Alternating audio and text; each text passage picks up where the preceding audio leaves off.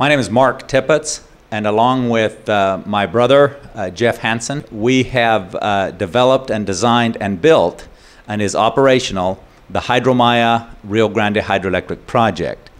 The project is a simple run-of-the-river project which takes and diverts the water that comes out of a natural cave and puts it into a canal, diverts it above the ground rather than in a sinkhole where it normally went, and transfer the water into a penstock, which then turns our generators and goes back into the river and is as pristine as it went in. This district, and Belize in general, one of its major natural renewable resources is water.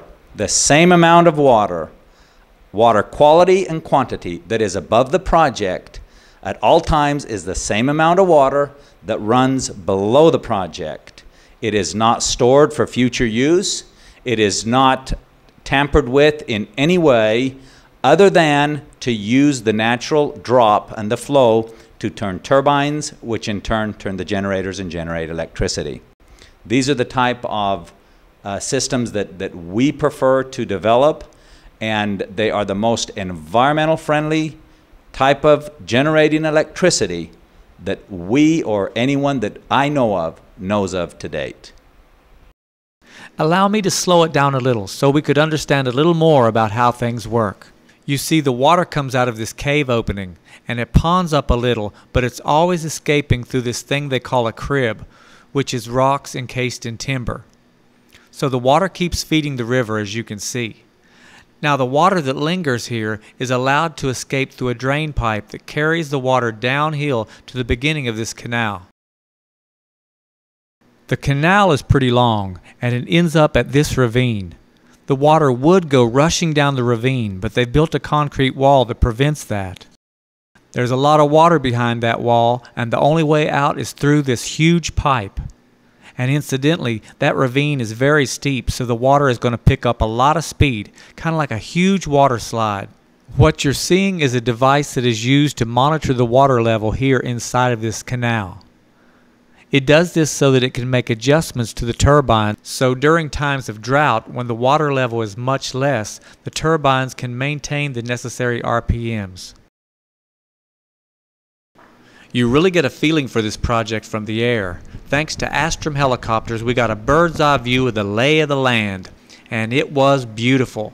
I've always loved the south of Belize, and often wondered when someone would come and provide such a needed thing as affordable, clean power.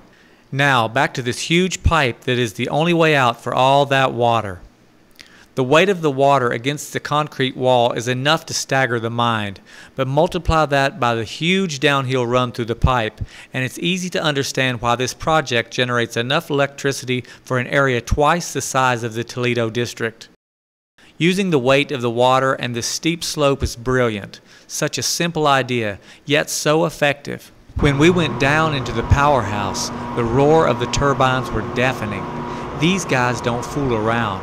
This is a top-notch facility, and we were very impressed to find not one, but 2 turbines capable of generating 3.5 megawatts. This power was headed out to homes and businesses all over Belize, and they sell their electricity cheaper than is generally paid elsewhere. While in the powerhouse, I looked for ways that this machinery could possibly contaminate the water, and I found none. Even the bearings were in a sealed compartment away from the water. When our tour was over, we came out of it with a good feeling. It is so reassuring to know that men and machines can serve the needs of the people without destroying our world.